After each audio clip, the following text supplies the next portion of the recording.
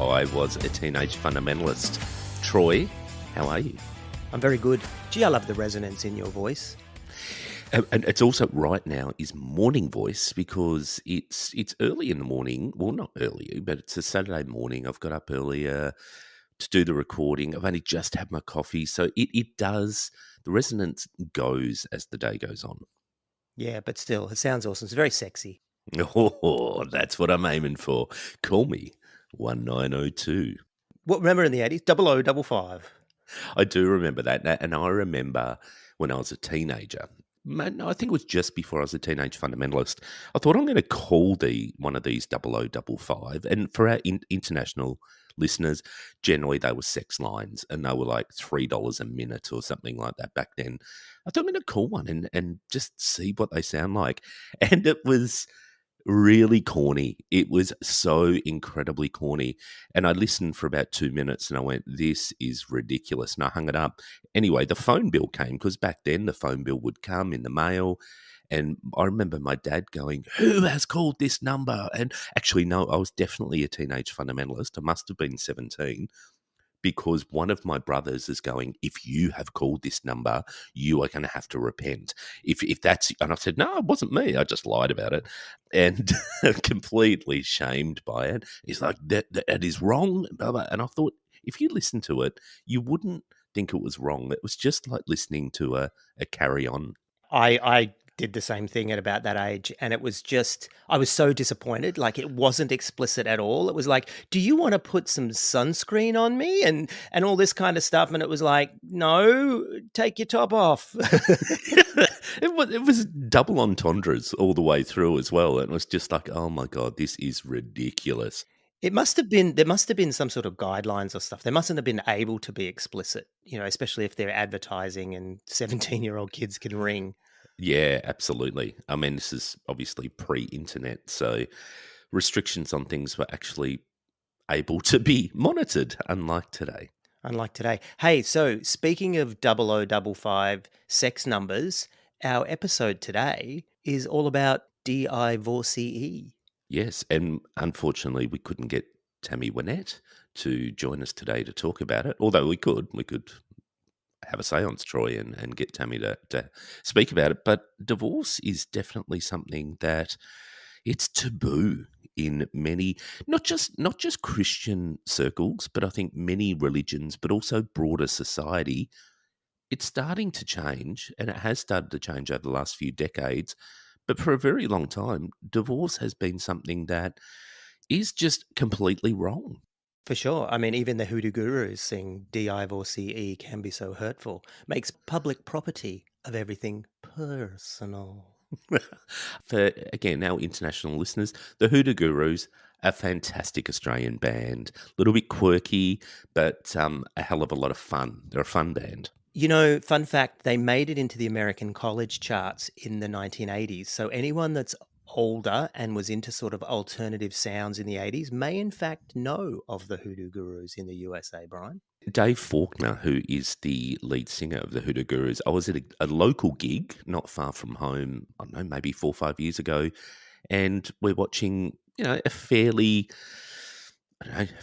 mainstream band. And I turn around, here's Dave Faulkner in the audience with me, just standing there with beer in hand, watching it. And being Australians generally don't go up and mob people, famous people when they're in a crowd. We just try and act really cool.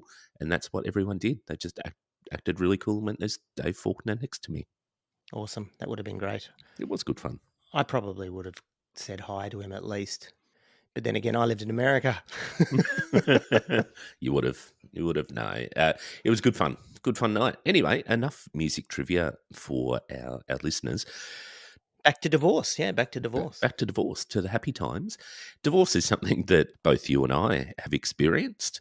So we definitely speak with a level of experience and authority in terms of how it happens and some of the hurt and some of the difficulties with it. But we want to approach it from a bit of a biblical perspective as well today. Yeah, definitely. I thought maybe we should put a couple of trigger warnings up that we are actually going to read verses from the Bible today. And we're going to talk about some pretty heavy topics. we may get into talking a little bit about sexual abuse and domestic abuse and things like that. So trigger warning up front that this isn't going to necessarily always be light, but we'll see. So, without further ado, let's launch into this happy topic. Yeah, God hates divorce, doesn't he? Apparently. But we don't. No, no, we don't at all. So, hey, first one that comes to mind, and you've probably heard this a million times, is Genesis 2:24. That is why a man leaves his father and mother and is united to his wife, and they become one flesh. That was something that was used a lot in our fundamentalist days, wasn't it? And quite often it was used to. I think there was a bit of a control mechanism in that as well. You had the head of the house being the man, and you were one flesh. So you, as head, now one flesh, you got to direct the show. That's right. And also remember all that soul tie stuff as well, that you become one flesh with the woman and therefore or with the man, and then therefore the demons could jump across, etc. And I used to wonder about that what that meant for gay sex, because isn't that unnatural and they don't actually become one flesh? So I was like, so how did demons jump across in gay sex, because that's supposedly unnatural and not one flesh, so they wouldn't be able to do it. So I thought that's actually a bit of a hole in that one, excuse the pun. You were thinking that back then, back in the day, were you? Yeah, because it didn't make logical sense. Because I often think about gay sex and demons. Obviously, Yeah. obviously. I mean, it's an interesting one, isn't it? Because I remember at Bible college, a friend who was with me in class at the time, she had a history. So she didn't come into Christianity a virgin, far from it. And I remember one of our Bible college lecturers one day saying, "Sure, we've got marriage in the sense that we go up and we have people witnessing our marriage ceremony, and that's the official thing. But realistically, what the Bible says is that when you have sex, you become one flesh, and therefore it is a marriage commitment. So those people that you have had sex with, you are married to, essentially, in the eyes of God." And she freaked out because she's like, I have had dozens of partners before I became a Christian. And she almost left Bible college because of it and had to go and speak to the pastor who basically talked her down off the cliff and said, "No, no, no, no, that's it's got it wrong." And the Bible college lecturer was someone who we all respected enormously, and it became a bit of a tension there on in. So it's an interesting one.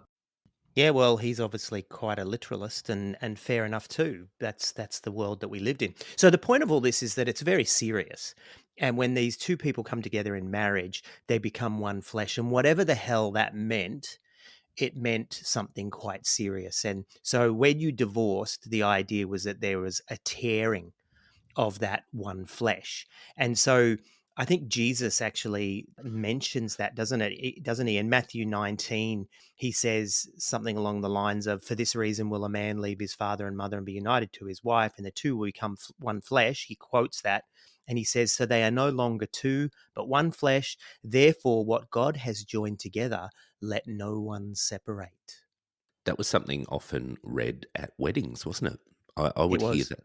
Yep, and it usually preceded the old Corinthians reading. So you would have that bang, let no man come between this, and then it would talk about what the expression of love is.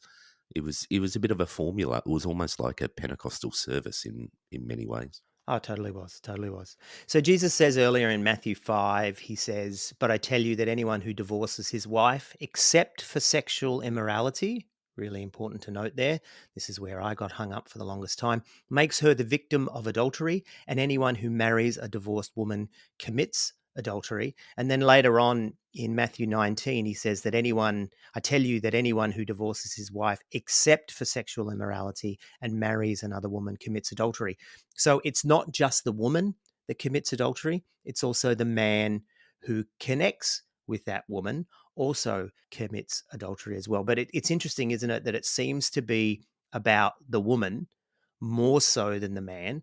I don't think it quite lets the man off the hook, but it still does seem to be about the woman. And then in Mark 10, the two will become one flesh, so they are no longer two, but one flesh. Therefore, what God has joined together, let no one separate. Luke 16:18, anyone who divorces his divorces like Bugs Bunny. Anyone who divorces his wife and marries another woman commits adultery, and the man who marries a divorced woman commits adultery. What I wonder there is, what about the divorced man who marries an unmarried woman? Does she commit adultery? Romans, Paul gets in on the act. For example, by law, a married woman is bound to her husband for as long as he is alive. But if her husband dies, she's released from the law, and that binds her to him.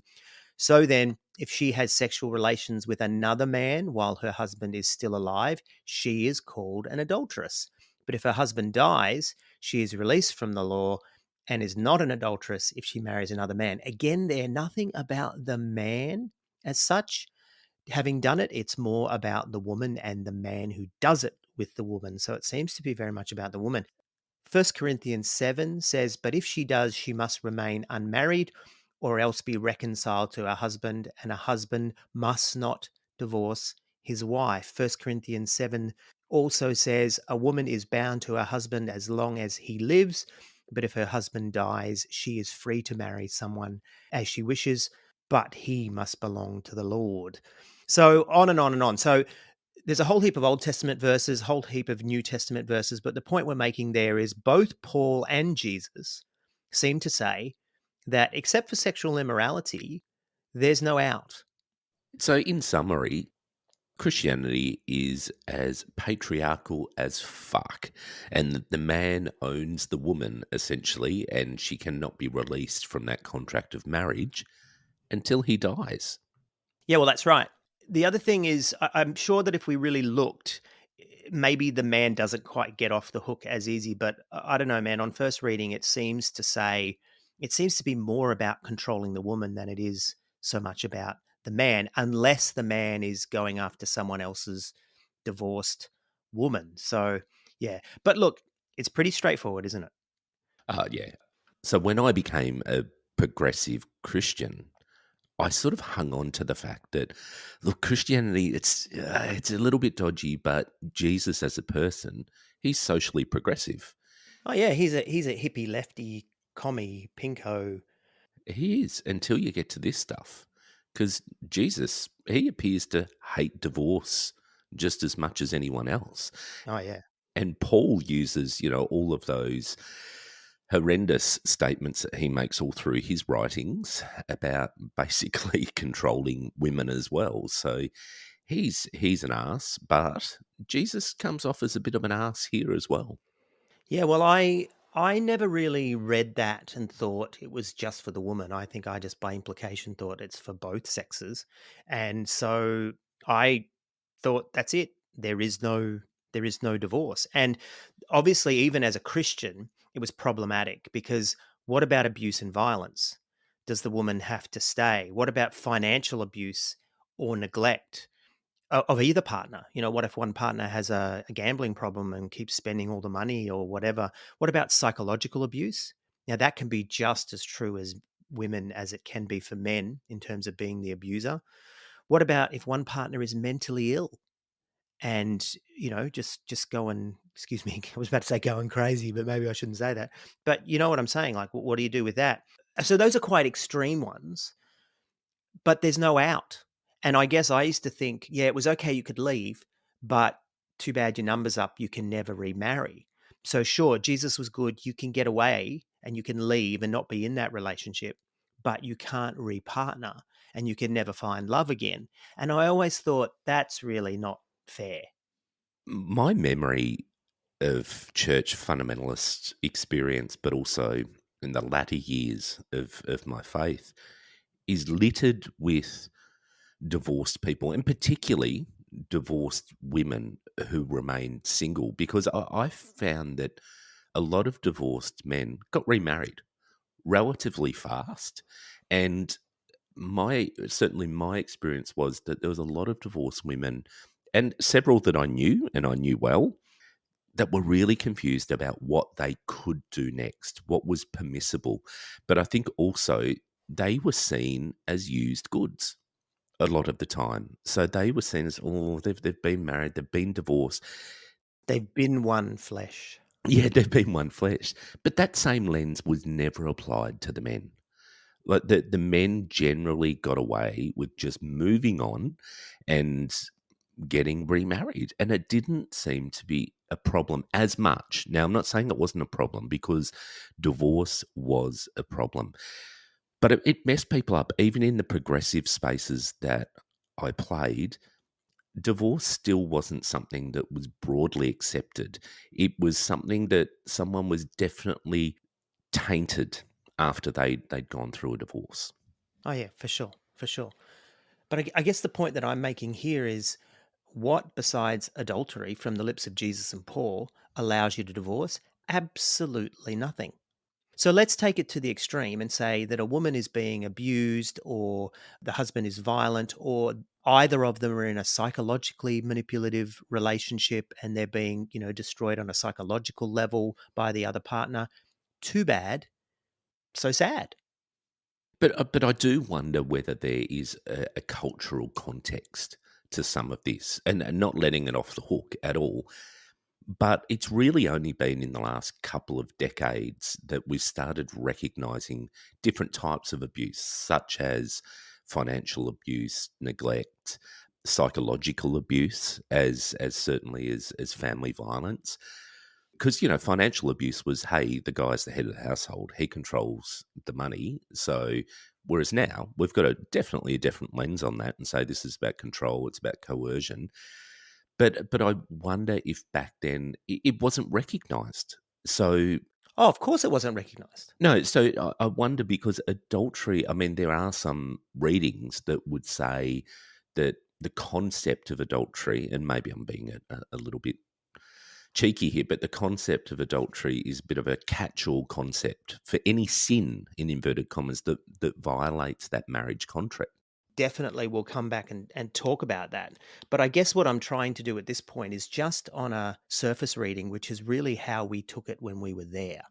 I do find it difficult to get back into the fundamentalist headset. So thank you for bringing me back into a fundamentalist. It is a difficult place.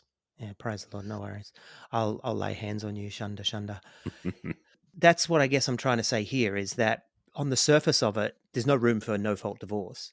And more than that, even some of these extreme things like financial abuse, physical abuse, psychological abuse, mental illness, there's no out. So, how did you feel when you were a fundamentalist and you would see Christians, whether it was me or whether it was yourself or whether it was other people, you'd see them divorce for some other reason? How did you deal with that? I'm trying to sort of step back into that headset and make sure that I'm not commenting from my viewpoint today, but I don't think I was terribly judgy about divorce. I mean, I saw marriage when I stepped into it as a lifelong commitment. Divorce wasn't something that was ever on the table, of course. Like, you don't go into a marriage with that thought. But knowing a lot of people who divorced, and I've got many, many siblings, and half of them have had divorced before that point or during my time as well. So I was surrounded by divorce. Is not a really something that was taboo, but within churches, again, I don't think I was terribly judgy about it. I mean, I might have been judgmental in terms of going, oh, surely they could have worked that out. And if you've got Jesus in your life, you can work that shit out. But if people got divorced, I don't think I was terribly judgy. How about you? Well, both my parents came from divorced families, and this is, they were children of the 1940s and 1950s. So this was not a normal thing, even by society standards. So that's where I had sort of come from in terms of seeing that in my own family, but not my own parents. I was as judgy as all shit. I totally was. I was like, "Nah, this isn't what you should do." And I can remember I was in South Australia once at a conference, a youth homelessness conference, when I was working for that charity in church, and I met this guy. Dave and I met this guy who was ex-AOG, and he had divorced. And because of that, he'd pretty much had to go and join the Salvation Army as a church, because within the AOG, he was kind of ostracized because his marriage had failed. And I can remember him talking to me, and I totally judged him. And he could see it. He could see that I was judging him, because he actually said to me, "Oh, God's a bit bigger than you think he is, mate," kind of thing. And I was like, "Oh, yeah." And I was just like, "Nah, sorry." There was no reason. Like you said there, if you've got Jesus in your heart, you could have worked through it. I took it to a more of a degree than that and said, damn right. If you've got Jesus in your heart, you should work through it. So I didn't think there was any reason for divorce, and I judged the living shit out of people, which is kind of funny on a karma level later on, right? But yeah, for sure. I think I think I judged the shit out of myself when I got divorced, which I'll talk about later. But I think that was something I had to work through, and it took me a little bit of time to forgive myself. I stuck out at my marriage, and I've said this before. I was not always a great husband. I was not someone who was incredibly supportive. I was someone who went into self protection mode when things got tough. And it was a really difficult time, I think, for me towards the end of our marriage. And when I say the end, I mean about the last 5 years. So a significant part of it, because I felt stuck. I felt incredibly committed, that I had to stay committed. So it's not that I was necessarily thinking that divorce was an option either, because it was just like, you got to stick it out. And for me, I don't think that was just about my Christian experience. I had watched my parents, who'd been married since my mum was 16 when they got married. She was very young. And I had watched them through thick and thin stay together, but really not like each other. So there wasn't really a condition that you had to like each other. You just stuck it out. You just kept going. You did not actually give yourself a break in that. So that translated for me in sticking it out well beyond, and not being a great husband, because I felt trapped. I felt like I couldn't leave or shouldn't leave. Also, there was an obligation. And then I had to work through after I left. Not after I left, sorry. My wife left, but after we split, I had to work through forgiving myself for all the shit that had gone on throughout our marriage, and particularly those last few years where I really fucked up. I had to work through that, and that did take a little time, and there was a bit of self-flagellation through that as well.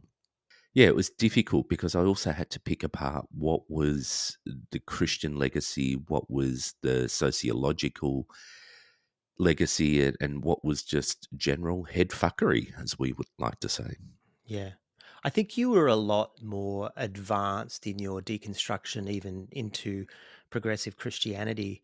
And for what it's worth, we've both done an episode on talking about our divorces, and so we'll put those as links into the show notes so people can actually hear our stories. But I wasn't at that point, Brian. I was still very much a fundamentalist in a lot of ways. And so when I was leaving my marriage, I didn't want to be dishonest with my interpretation of the verses that we've just sort of looked at. I thought it was pretty clear. Jesus said, "No, that's it." And so in my mind, divorce for other than adultery was not allowed, and I was trapped in my marriage. But also, I was trapped in the theology as well. So I didn't even look at progressive ideas or other ideas about what divorce or what possibly Jesus meant about divorce or anything like that. I didn't even go there at all, because I thought, nah, that's just me wanting to create an escape route for myself, to sort of excuse away. And I was trying to have more integrity. I mean, really, it's probably a kind of scrupulosity, which is what I think I definitely suffered from. But there was no way out. I was trapped. Unlike you, I refused to look. Is there in fact other interpretations? And I think there's a lot of people like that, and probably people listening now that are saying, "Oh yeah, that's the way I saw it." And I had a friend of mine who I went to Bible college with, who ended up leaving his wife as well. And he said to me, For a lot of men who want to leave, and it's probably true of women as well, but this is just what he said. He said, for a lot of men who want to leave, the only way they can leave their marriage is to leave the faith as well. And so they do. And they think, this is what I have to do. If I'm going to divorce, I'm betraying Jesus. And if I'm betraying Jesus consciously, I might as well walk away, or I can't do that. So they walk away from the faith. And I don't know if that's exactly the logic that I was employing, but it turned out that it is what happened. And so I think that these verses and this interpretation and this understanding, and this is not just modern fundamentalism, Brian. A lot of Christian churches, a lot of Christian groups, a lot of Christians throughout history have taken this hard line, right? And we can unpack some of those in a minute. But this was Jesus. And I think the red letter Christians here have a hard time showing that lefty hippie Jesus, because this is a pretty fierce and staunch stance on divorce. Yeah, and obviously it has a fairly significant effect on fundamentalist marriages when women do stay, and men, but women largely are the recipients or victims of family violence, and they stay in these unhealthy marriages, which really erode away their sense of self and their sense of worth. So it has a lot to answer for as well, because when it doesn't give people an out for any other reason but adultery, then I think that that causes an incredible amount of damage to people that, to a certain degree, is potentially irreparable. Agreed. Agreed. What I thought we could do, there's a really good article on Wikipedia. And as someone with postgraduate studies, I am not allergic to Wikipedia. I think Wikipedia can oftentimes have some absolutely brilliant stuff. So I want to recommend that, and we'll throw it in the show notes. But I thought maybe you and I could go through some of these different views on divorce throughout church history, and some of it older, some of it more modern, and sort of talk about some of these and see the way that the church has seen it throughout time. And I thought we could start with our good old Roman Catholic friends. Within the Roman Catholic Church, marriage was not considered a sacrament until about the ninth or 10th century. So it became even more full on for them about that time. But although divorce, as known today, was generally allowed in Western Europe after the 10th century, the separation of husband and wife and the annulment of marriage were also well known. So, what is today referred to as separate maintenance or legal separation was common. So, the husband and wife were physically separated, and they didn't live together, but their marriage relationship didn't fully terminate, right? And the courts had no power over marriage or divorce. That was handled by the church. And so the thing that the church used to throw around was this idea of annulment. And you probably heard about that if you've done any watching of those Tudors and these kinds of shows, these sort of period dramas. So annulment was where they would actually say, oh, you were never really properly married anyway. And that's how they would sort of let people out. And so still to this day in the Catholic Church, the idea of divorce is still frowned upon. But in 2016, Pope Francis published a statement which pertains to the reception of Holy Communion by the divorced and remarried who live together. But there's still been no updates as to exactly where they stand. But it seems to be implying that yeah, you can take communion, but I think it'll still be a matter of priest by priest kind of thing. And how much of this do you think is social influences on the church in the modern Oh, days? totally, Yeah, totally. because they're going to lose people. So if they don't change, they're not going to get parishioners, and they're not going to get people who are giving them offerings and tithes and bequeathing their estates and whatever. So they have to change. How much of it is actually biblically based? Did they just make that shit up? Oh, of course, of course. Times change and influence the church, and so it should. I mean, we see that now in the Western church, even in modern evangelicalism with the acceptance of homosexuality. I mean, that was just unthought of even 20, 30 years ago. Fundamentalism also says Jesus is the same yesterday, today, and forever. So we shouldn't accept those things. if that is true. So, how much is fundamentalism then bending who Jesus is? Yeah, and then the hardcore fundamentalists would say that those that are doing so are losing the faith, right? I mean, that's basically what we see. So, and I would have been in that camp, Brian. That's why I screwed myself over so badly on divorce, because it was like, nah, you can't budge on this. Jesus was pretty clear. So yeah, for sure. I say let the fuck faces eat each other. Yes, and I agree. See, I mean, that's what we're going to come to later. I don't want to get ahead too soon, but the idea of letting this Bible dictate to us and letting this ancient book dictate to us in a modern, I mean, we are taking the position right now, Brian, of let's assume the Bible is true and Christianity is true, and neither of us believe that anyway. But it's just fun to sort of unpack it. But of course, man, it's all shite, right? I agree with you 100%. Yeah, sorry, I do get ahead of myself and get a little bit self-righteous with this stuff.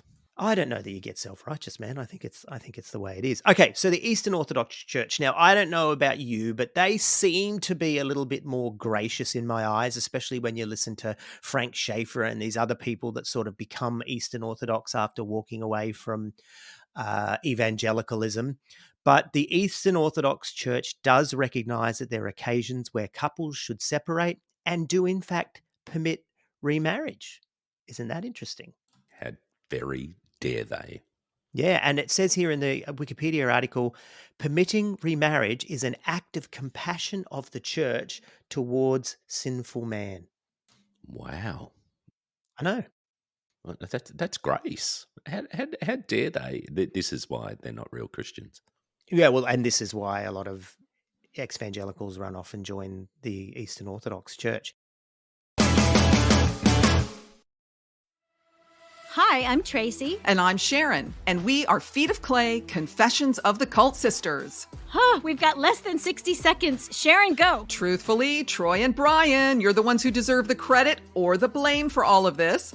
First, they got you, Tracy, to claim that Christian music megastar Keith Green was a cult leader. Then they got you, Sharon, to talk about your pure virgin marriage, personally arranged by Keith Green. And now we are totally out of the closet, launching our own podcast, telling the world about the crazy Christian commune, Last Days Ministries. And most importantly, our decades-long escape from the trauma and abuse of extreme Christianity. So join us as we share our journey of healing and humor and how we found love and peace and joy on the other side. Wherever you get your podcasts, Feet of Clay, Confessions of the Cult Sisters. Hey guys, we'd love to hear from our audience, so if you'd like to connect with I Was a Teenage Fundamentalist, then visit our website, iwasateenagefundamentalist.com, or find our Linktree URL in the show notes. We also have a thriving community of listeners on Facebook who offer peer support and a shitload of funny memes and things of interest to former teenage fundies just like you. You can find us on Facebook or see the links in our show notes. You can also follow us on Instagram and Twitter. The Oriental Orthodox churches are more severe than the Eastern Orthodox Church in terms of divorce and adopt an intermediate position between Rome and Constantinople, as if that's a thing, allowing it only in the case of adultery. So they're hardcore. So that's the Syriac Orthodox, Armenian Orthodox, Ethiopian Orthodox, and Coptic Orthodox. Coptic always sounds like some sort of sex act to me. I think here copulate. Is Coptic like Egyptian? Stuff That like is Egyptians, yeah. Yeah, it is. The pyramid building Christians. Yes. Correct, yeah. Mm. Now, the Anabaptists, such as Southeastern Mennonites, teach the indissolubility of marriage, which means there is no undoing of marriage at all for any reason. In the same vein, the Mennonite Christian Fellowship teach the sinfulness of remarriage following divorce. And the Biblical Mennonite Alliance hold that divorced and remarried persons are living in adultery and therefore in an ongoing state of sin that can only be truly forgiven when they separate. Wow, that just seemed to get more and more hardcore. They do indeed. So the Lutheran churches, Martin Luther deplored divorce, right? He was totally against it. He taught that the innocent party in adultery and the innocent party in desertion were exceptions. So in other words, if the person that actually committed adultery or committed the abandonment, they're not allowed to remarry, but the person who was, had that committed against them, they can. And let's keep that one in mind because we saw a lot of that in the AOG. The desertion. No, the idea that whoever didn't do the sin can remarry. We absolutely did. That was a biggie. And they also didn't know what to do with those that did the sin. So if they stayed, they became an outcast, or they most of the time they just left. Yeah, and it creates a problem because now that the other partner has connected with someone else, isn't the sinning partner now free because that whole marriage covenant is over? So it was kind of like a way to ripcord your own marriage. Then you cop all the shit for sure. The other person finally gets remarried, and then you can remarry as well. Yeah, and you just moved to another church. Oh, that's right, totally. All right, so Anglicanism is really interesting because, as we know, under King Henry VIII, there was the whole split from Catholicism of the British Church, of the English Church, around the idea of divorce. So basically, where we're at now in the current Anglican Communion is the Church of England repealed a long time ban in 2002 on divorced people remarrying until after the spouse's death. So, in other words, you once upon a time in Anglicanism, if you divorced, you couldn't remarry until the other partner died. But in 2002, they repealed that. So, this is why King Edward VIII, who married Wallis Simpson, a divorcee with a living ex husband in 1936, could not remain king and had to abdicate. However, Prince Charles, now King Charles III, could marry Camilla because Diana died conveniently in the Paris tunnel. So it's interesting, isn't it? That's why we look at it and think, oh, why are they letting Charles remarry after having divorced? It's because Diana died. It's interesting. I had no idea about that 2002 repeal. That's incredibly interesting. So what happens with those 400 years of people who did remarry? Were they, in the church's eyes, bigamists? Well, it's new light, brother, as the Jehovah's Witnesses say. It's new light. So, we just historylessness. We just forget about that and move on. Okay, thank you. Thank you. No worries. So, the Westminster Confession of Faith under Reformed churches, which is a secondary standard of the Presbyterian Church, allows for divorce under certain circumstances. It states that the contract of marriage may be dissolved in the case of adultery or abandonment, citing Matthew 5:31. But other than that, too bad for you. What's interesting, though, you can scroll down and have a look at what it says about Methodist churches and Baptist churches. Baptist churches tend to have a more devolved model of authority, so it really is up to each individual church.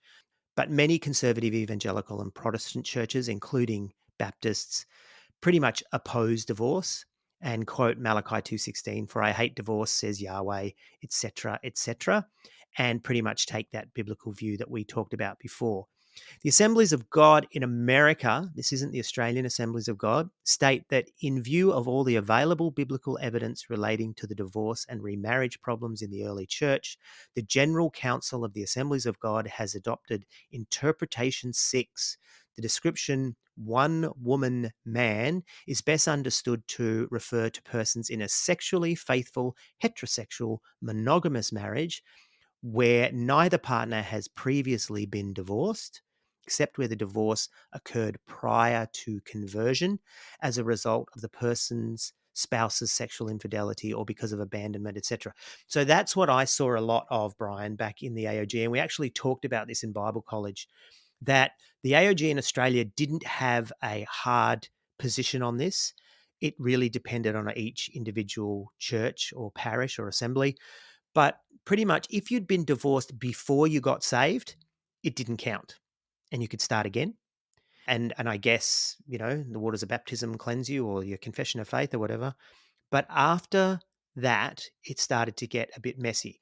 And the way that I saw it, and I've actually got a prime example of this as well, is if one person left or one person committed adultery, the other was basically free to remarry and free to continue in Christian leadership.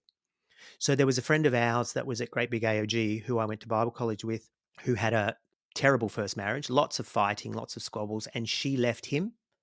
And he actually went to the then pastor of Great Big AOG and told him what had happened. And he said, yeah, that's fine. She did the leaving. In you come.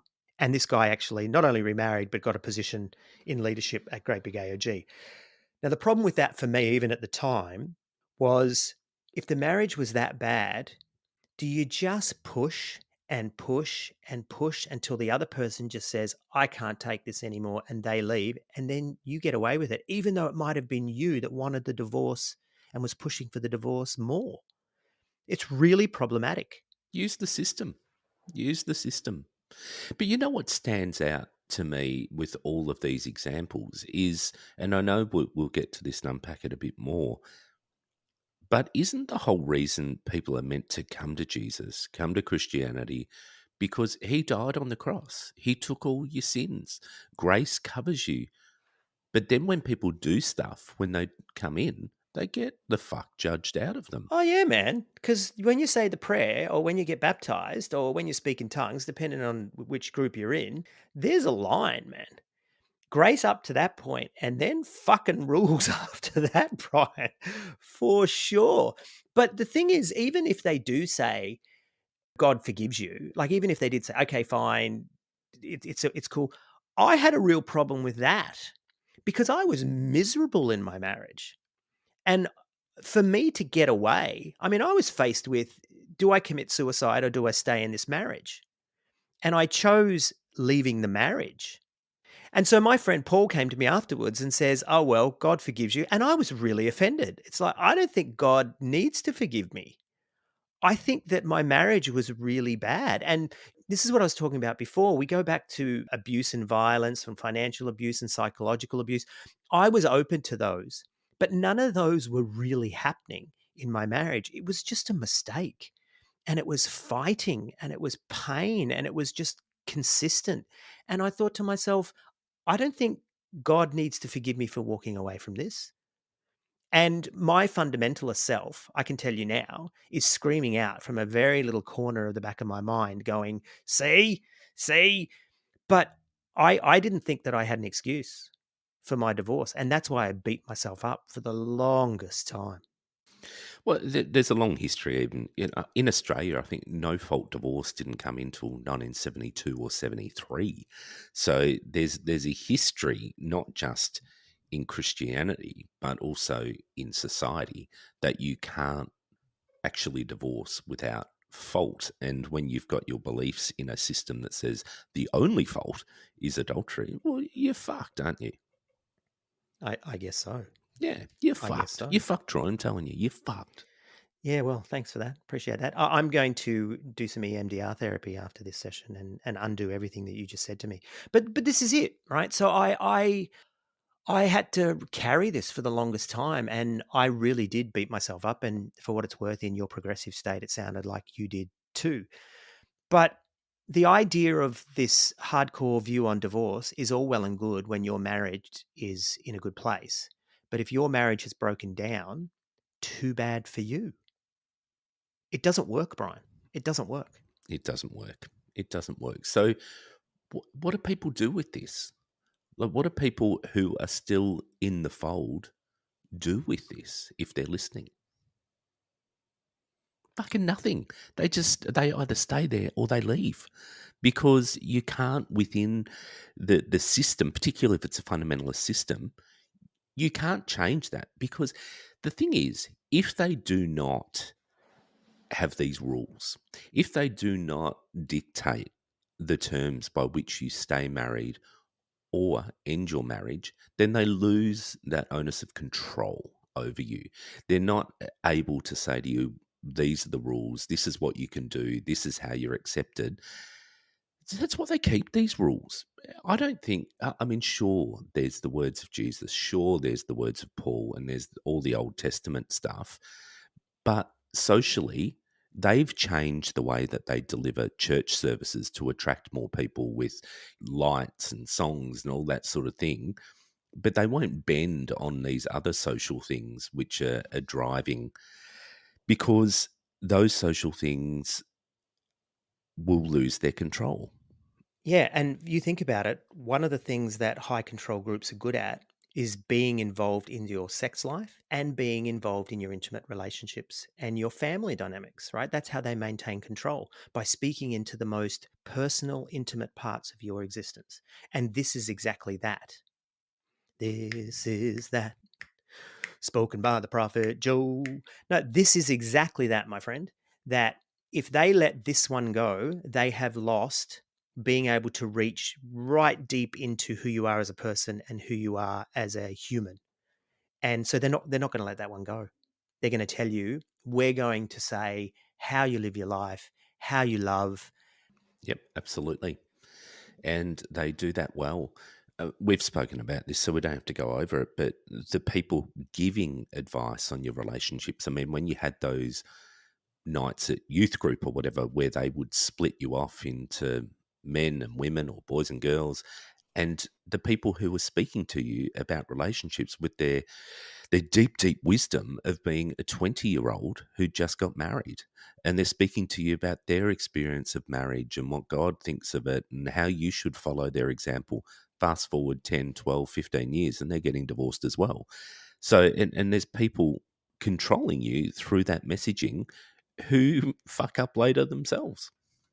Oh, exactly right. What's interesting, Brian, is I think that people that are still in the fundy space are going to listen to this, and let's not kid ourselves, they don't listen to this, but even if they did, they'd say, well, these guys are just trying to justify their own divorces. But let's make it clear, even by their own rules, you didn't do the leaving, right? So you're in the good side. I did the leaving, I'm in the bad side.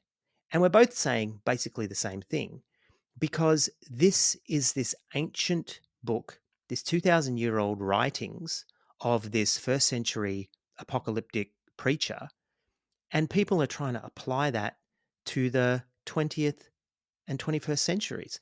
I mean, it just makes no sense, because Jesus wasn't from this context. And not just that, there's the idea that you were saying before about this idea that adultery is sort of a catch-all. People are trying to interpret it that way as well. I don't know. Did you want to talk a little bit about how you sort of moved into a more progressive understanding, or what you know about that from a progressive Christian perspective? Look, I mean, I don't have a deep knowledge on it. I have a deep experience of it, I guess. And divorce wasn't seen as an issue necessarily. It wasn't seen as something that would cast you out. So within the fundamentalist space, my memories of people getting divorced is you became a bit of a pariah. Like socially, you were cast out. I don't think it was obvious, but those people generally didn't have too many connections because people didn't know what to do with them. And they also, there's a lot of self flagellation. People were just trying to constantly work through what they'd done and, oh my God, can I be forgiven? Blah, blah, blah. It was very different. And in my progressive years, lots of divorced people around, divorces happening while church was very live. Those people did not stay in the same church because I think there's very different reasons why people can't. It's got nothing to do with the Christianity as such.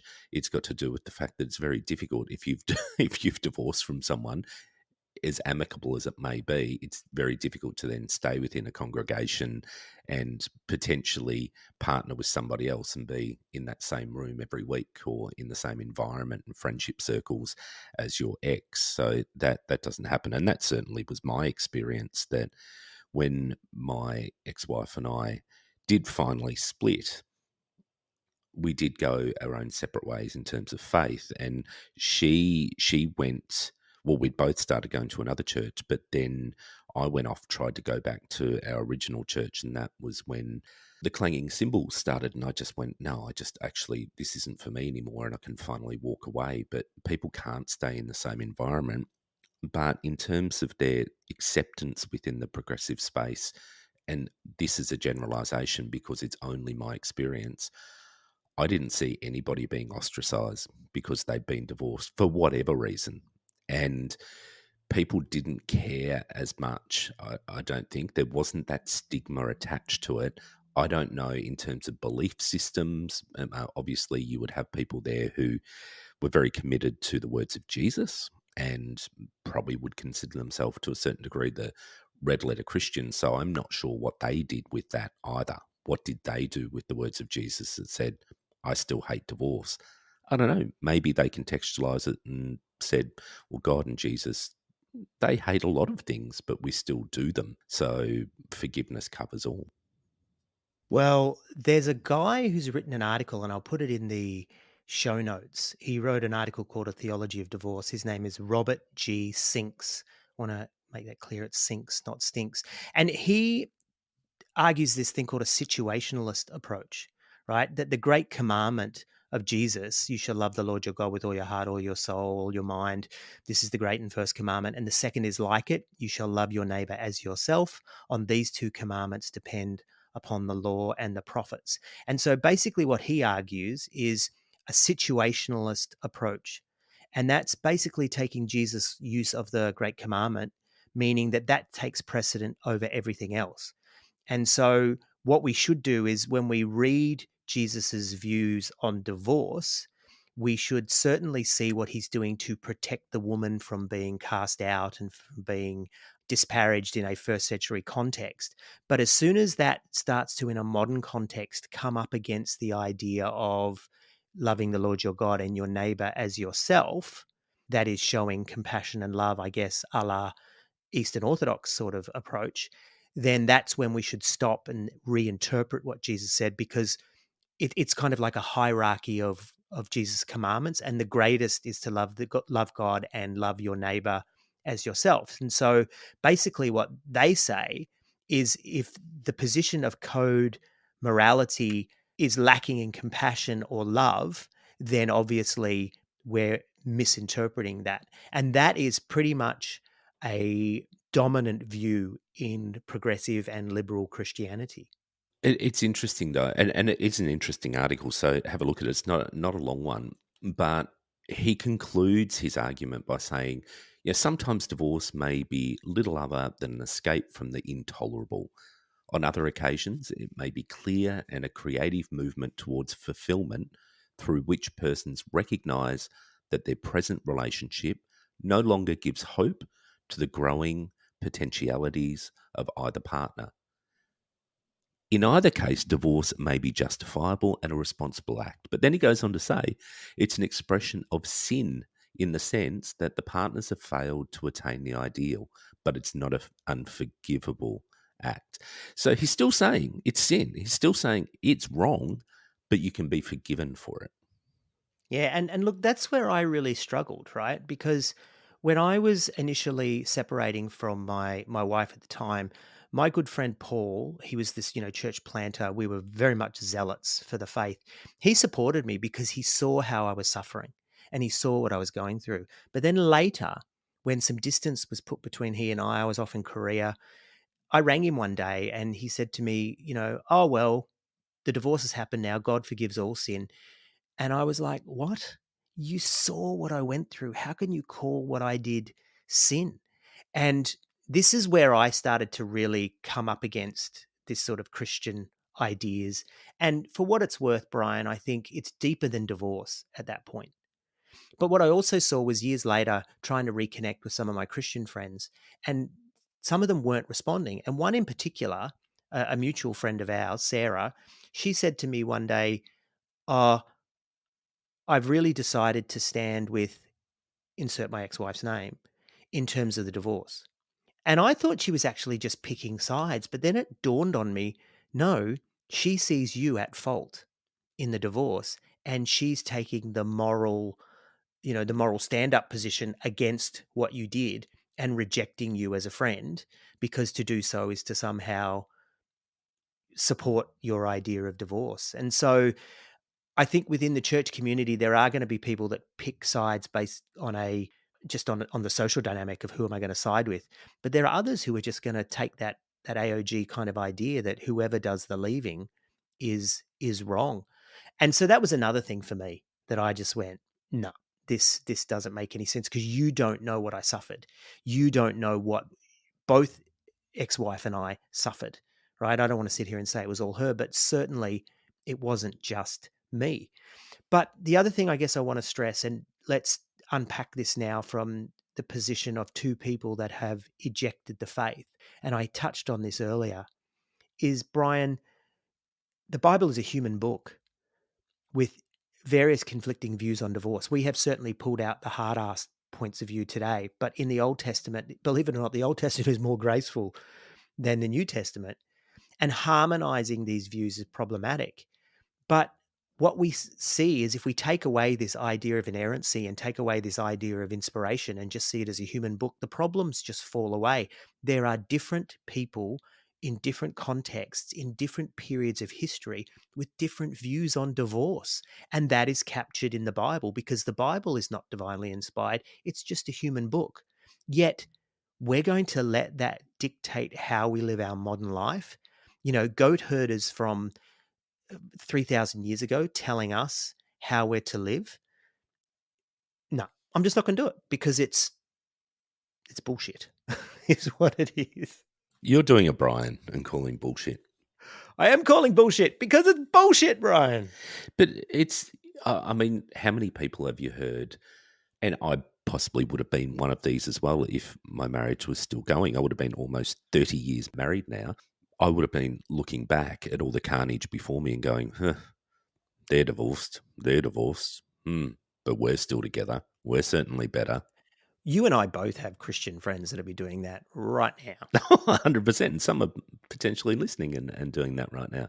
Who knows? Yeah, and fuck you if you are. That's right. Judge away, people. I don't care. But it's also, you've got to think about the different messages that came from the pulpit. What was one of those seasonal messages that would come about was Job. He's Job. There's God heaping stuff upon him, tearing everything away, killing his kids, killing his wife, getting pustules on him, but he has to put up with it because, that's just his lot in life. And I think sometimes that can translate to people in marriages that are incredibly unhealthy and unsatisfying within that environment, because you just got to stick it out. And to a degree, I think that played into my mind when I was in a marriage that I didn't know that I could not have left my ex-wife. I did not have it in me. I wish I did, because it potentially would have happened sooner and there would have been a lot less pain with us. But I couldn't, because for me, it was just stick it out. As I said before, that came from definitely my family as well, with mum and dad just sticking it out, being miserable. But then it was, as a Christian, sometimes things might be miserable, but you got to stick it out because Jesus will be by your side all the way through. Well, can I say there is some truth to that in a marriage, that sometimes you do have to stick it out, right? That the other person or you or whatever, or the context is shitty. And getting through that time and coming out the other side is actually a good thing. I mean, I'm in a marriage now where I could have walked away a number of times and she could have walked away a number of times, and we've decided to stay. And I'm glad we did. And I know I hope she's glad that we did as well. But here we are. So in that sense, I think there's some truth to that. But when it's irreparably damaged, when it has broken down and there is no fixing it, I think that's when people are basically staying in a marriage where they're giving it CPR and it's long dead. And that's just a reality. But again, Brian, coming back to this idea of letting this book speak to us, and that's why I wanted to do this episode, because I wanted to unpack this with you. I wanted to basically look at this and go, okay, I don't think I ever really have. I don't think I've ever really looked at the different views of divorce and how Christians interpret this. And interestingly enough, when I tried to do a search online, 99.9% of the stuff that I found was the fundamentalist position. Nah, cannot. And finding those couple of articles that we got there with different views of divorce and a more progressive view of divorce was really hard to find. So imagine doing that in 1999. No, it wouldn't have happened anyway. I wouldn't have been able to undo it. So I carried this for the longest time. I really did. And no longer. I mean, don't get me wrong. I resolved this a little while ago, but I wanted to make this episode for folks to say, if you're going to believe the Bible, then you have to resolve these verses. And I suggest that you go to the progressive viewpoint and have a look and see if that's going to set you free. But if you don't believe the Bible anymore and don't believe Christianity, why pay any credence to it at all? It's just a first century, even predating that, book of religious nuts from their time. Don't listen to them. Don't listen to them. Amen, brother. Do not Yeah. listen to them. I will make you unfishers of men. Yes, put the fish back in. Fucking put the fish back. I know. And there's a special room in hell for me. Having said that, I get it. I get it. But look, for me, it was, do I kill myself or do I divorce? I'm going to choose divorce, and I still don't think it's sin. The end. Amen. Job could have taken that point, but he didn't, did he? No, because God was just beating him up That's right. for his own pleasure. It's good, isn't it? It's a good story. It's always a good news story. It became one of those stories that just helped church reinforce their power over you, I think. Just stick with it. Doesn't matter how much we abuse you. Just stick with it. Yeah, that's right. Jesus is Lord. All right, my friend. So I don't know. Did you want to throw anything else into this before we wrap? No, and I don't rap. Just you can do a rap. WRAP. Oh, okay. Sorry. Yes. Yeah, corporate wank words. Yes. We both love a corporate rank word. Look, no, I don't want to throw anything else in except to say, go easy on yourself, people. If you still are struggling with that, I've divorced, I've done wrong, or shit went sideways, don't know how to deal with it, just go easy on yourself. Plenty of people before you have gone through the same thing. I have, Troy has, and it's freeing to just go, the Bible, it's a crock. So it really, I agree with what Troy said. Don't let it speak into your life. If you don't believe it any longer, don't give it any power over you. If you do believe it, then look deeply into it also.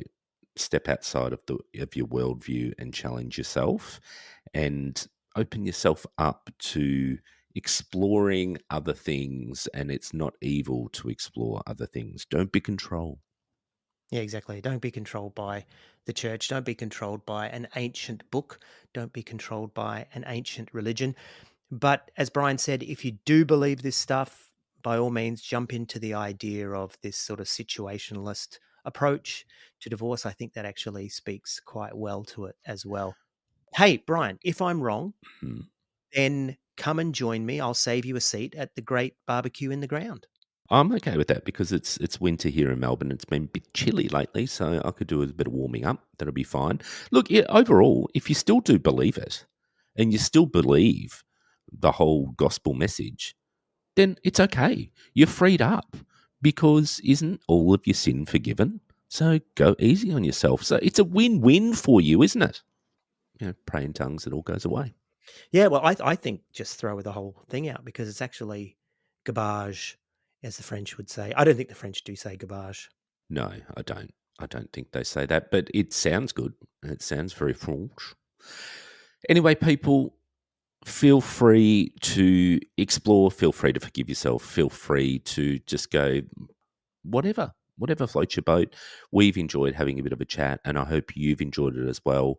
I hope you've got stuff out of it. Have a look in the show notes. Have a look at those articles. Neither of them are terribly long reads, but it definitely does give a different viewpoint in knowing that there's not just one way or one way of thinking.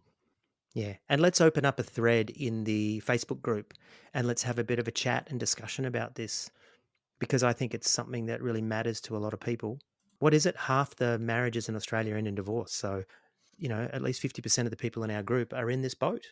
Yeah, I think we took the mantle from the States. They were up there amongst the highest for quite a while, but we're high achievers here in Australia, and we definitely have taken that on. All right, my friend. Well, I'll see you in 2 weeks' time. 2 weeks, 14 nights. 14 nights.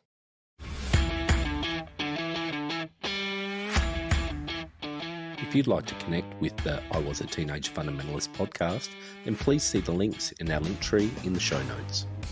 We invite you to pop across to our very vibrant listener community on Facebook, which is a private group, and we're also on Instagram, Twitter, and Reddit. Also, a huge thank you to Lucy, who manages our social strategy, and to Kerry and Bree, who manage our Facebook listener group. All of our episodes are transcribed to increase accessibility, and the I Was a Teenage Fundamentalist podcast is available on Apple Podcasts, Spotify, YouTube, and pretty much wherever you get your podcasts. It's produced and hosted by Brian McDowell and Troy Waller, with all sound production and editing done by Troy Waller. You can find all these links in our link tree in the show notes.